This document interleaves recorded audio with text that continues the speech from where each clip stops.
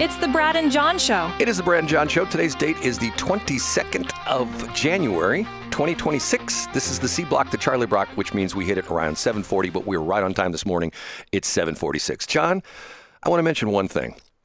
The lady that contacted you about my criticism of the video. Oh, Sophie Shore, yeah. Right. That's not a real name. Her real name is Jane Smith, because nobody's named Sophie Shore. That's like. Oh, really? That's like. Do you think it's too charming of a name? Is that your allegation there? It's a radio name. Hey, it's Sophie Shore she's playing the hits between noon and 2 today on Westplex 107.1. It's Sophie Shore. Yes, she's the woman that brings the beach to the ocean, and it's called the shore. It's Sophie Shore. See, that's what it is. You could do a lot with that. You could do a shoreline. You could suggest that lots of men would love to traipse up and down the shore. I wouldn't suggest that because that would be rude. Okay, let's go back to the things. What was your number two? What was your number two we did this morning? We talked about data centers, and I ask you, and I appreciate your opinion on that, Brad, because you have such a rich history of this region, of why some communities seem to take well to data centers and other communities don't. You know, the interesting part of that is that I think what's happened in so many different communities, hold on, I just dropped my phone on the floor. In so many different communities, it's gotten to the point where, okay, I'll give you a perfect example. I love watching YouTube stuff, and there's one I watched last night, which was sort of interesting. It's a guy who built, out in the middle of nowhere, he built a shooting range in the year 2015, okay? 2015, he builds a shooting range. He's way outside the city limits, gets permission from the county, gets all his permits and the whole bit, does his safety stuff, everything's cool. So in 2022, they built a subdivision right next to him, okay? And then guess what happens, John? The subdivision association sues him because of the noise from the shooting range. Then why did they build a subdivision next to a shooting range? So it goes to court. And it's in front of a judge, and the attorney for the subdivision association is saying, well, on some mornings they start shooting as early as 8 o'clock, and we don't think that's right. It bothers the people who are sleeping in on Saturday morning, and the kids, especially the homes that are right against the shooting range, it scares them. They think they're being shot at. And the judge essentially said, okay, and in this state, he said there was some kind of a law that essentially said if there is a pre-existing, company or business that is properly permitted, which this one was, that if someone else moves in, that essentially they can make no case against the previous business that's been there before because they should have done their due diligence to find out there was a shooting range right next to where they want to build a subdivision. It's the exact same thing that Cletus McFarland's going through down in Florida. He owns a racetrack in the middle of nowhere outside of Sarasota, Braden. I think he's in Bradenton. I can't remember what county he's in. And he's literally in the middle of nowhere. And matter of fact, he bought the racetrack, which was next to a drag strip. So what are they trying to do? They're trying to build a subdivision next door to him. And you know what's going to happen when the subdivision gets built? The people are going, we can't stand the noise from the racetrack. We can't stand the noise from the drag strip. It's the exact same thing that happened in St. Charles County, St. Charles Speedway. Hold on, Brad. Isn't this, at least in Franklin County, isn't this a case of an established community and a data center doesn't exist and developers want to bring a data center into that facility? But John, it gets to the point where you can't do anything anywhere because of the fact somebody's going to complain about it. I mean, it's like, okay, we kid about the fact that the guy, you know who I'm talking about, the guy in St. Charles County who shows up at every St. Charles County council meeting, every municipal, Arnie Dienhoff, and he complains. Okay, and to the point where, you see, he's not alone anymore. There's a whole cadre. Do you like that word? I think I've never used that before. I do like the word cadre. Yeah, it's an underutilized word. You say that there's a whole cadre of people who are against virtually everything, which brings us back to our original question. Why don't those people exist in Warren County? Why is Montgomery County able to get an Amazon data center with seemingly no hiccups whatsoever? And you can't tell me that people in Montgomery County and Warren County are fundamentally different than men and women in St. Charles County and Franklin County. I will tell you that. That's exactly the point. They are fundamentally different. Okay. Just like the people in Washington are fundamentally different from the people in Fenton. I mean, I can tell you that right now. John, and don't tell me that the people in Kinloch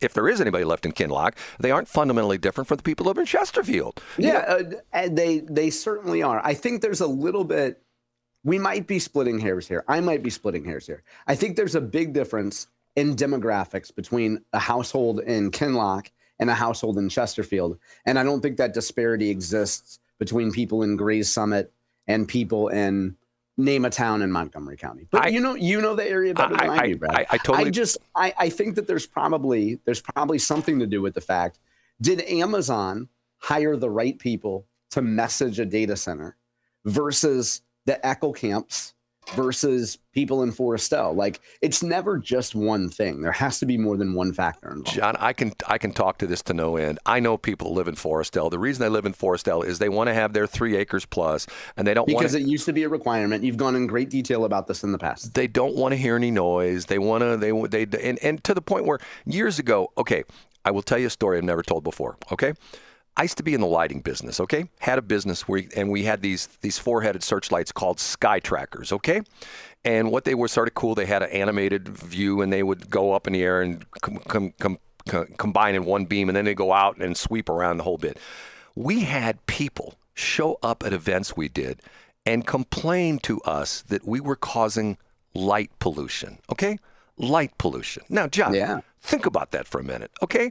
We're in a parking lot of a car dealership that probably has, I don't know, combined 100,000 watts of lights on the parking lot. You know what I'm saying? You know, when you go to a car dealership. I get it, yeah. Very bright one. A huge, well-lit lot. Right, okay. And here I am with my little 2-kilowatt xenon pulse arc searchlights, and they're complaining about light pollution. Okay, now, if you were to randomly stand on 2nd Street in St. Charles and without a clipboard, and when people came by and you said, hey, would you sign my petition to outlaw light pollution in St. Charles County? People would go, what the hell are you talking about? Light pollution? Get away from me. You're some weirdo, right? Yeah, I think they would say, well, they don't have the benefit of years spent at Marty Kinsella or Bo Boykman like you do, Brad. Like, they have the joy of having to arrange a live in-studio event all night long at a dealership off of North Lindbergh, and then dealing with the repercussions of that.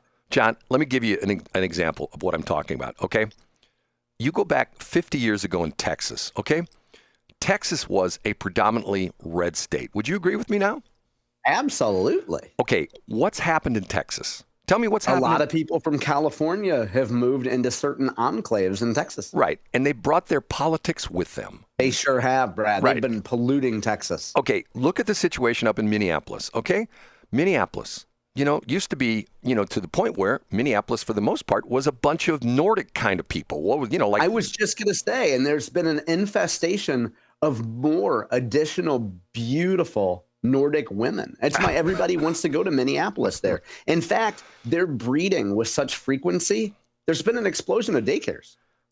John's a little bit off base there, but what's happened is a certain group of people, the Somalis, have come in, and just like we talked about this, I don't know if this was earlier this week or last week, where one of the state representatives is advancing the idea of having no-go zones in certain parts of what they call Little Somalia, where white people are not allowed. Now, let's think about this. Just Monday, we had a national holiday. What was the national holiday for, John? Remember? It was for, I believe it was Adolf Hitler's birthday. No, that's 420. Oh, it was Martin Luther King Day. Martin Luther King Day. Okay. And what's one of the classic quotes of Martin Luther King? Go ahead, John. He said, judge people not by the content of their character, but whether or not they live in Kinloch. That was his famous quote. I still say, oh, and by the way, Shelley Barr corrected me the other morning. I couldn't remember the name of the subdivision. I say, data center people, you got two ends of the airport. one end where my sister-in-law used to live out on the east end of the airport. They took her home on Hanley because of the fact that we have to have a crash zone and we have to have a no noise zone. I said it from the beginning. I said, instead of tearing down those houses. Yeah, and then what was that called? What was that subdivision called? Well, no, that was on the east side. On the west side, it was Carrollton. See, this Carrollton on the west side. Okay, we have this great big monstrous, I don't know, probably 300-400 acres right there in Carrollton. If you drive on 270, if you're going, especially if you're going westbound/southbound on 270, if you look off to your right between Mo Bottoms, between 370 and the Rock Road, you can see what's left of the Carrollton subdivision. Put the data center there. There's nobody there, and you got the airport across the street. I love the fact that you said Mo Bottoms, because what people don't know is there's a geriatric version of Tinder, and that's actually your profile name is Seymour Bottoms. No, and then on the first date, you can make a joke about Missouri Bottoms. And did I ever tell you the story? I went down to Columbia Bottoms. We heard it, Brad. That was written by IP Daily. Yeah, and you know what? And then you say your previous name though had been called Pick and Pull. And you used to make a Tom Jones reference to that. And thankfully, the Pick and Pull people objected to it. And, you got removed from that platform. Tom Jones is still alive and doing quite well, by the way. And so is Herb Albert. He's 90 years old and still giving concerts. Okay, no, going back to this.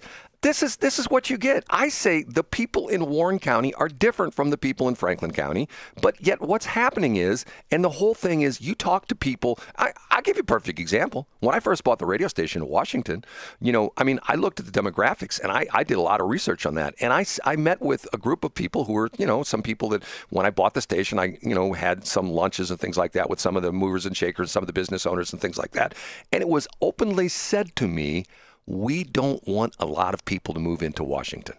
We want to keep it the way it is. We're happy with exactly where it's at right now.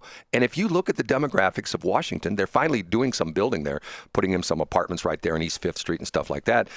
That's the way it was for decades. Nobody moved there because of the fact that, guess why, John?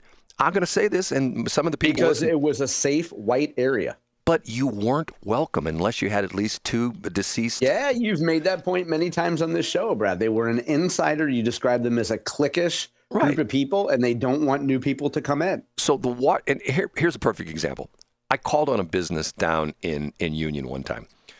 And if you know your geography, if you're going like from Warren County, if you're at the Crap transmitter site, you go south a mile, you cross the Missouri River, and you're going through Washington. Okay, you continue south on Highway 47, and you go 7 miles on Highway 47, and you're in Union. Okay, one of the clients that I called on in Washington, we had a nice lunch, and he was talking about, and I said, well, are you bringing clients in from Washington? Oh no, nobody will come down here.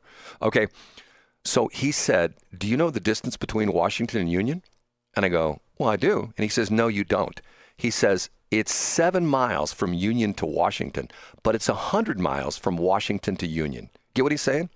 Yeah, it's a personality. I love that story. You've told it before, Brad, because it has to do with communication. It has to do with the people in one community don't want people in another community to join them. And when they built the pasta house company in Union, what did the people in Washington complain about?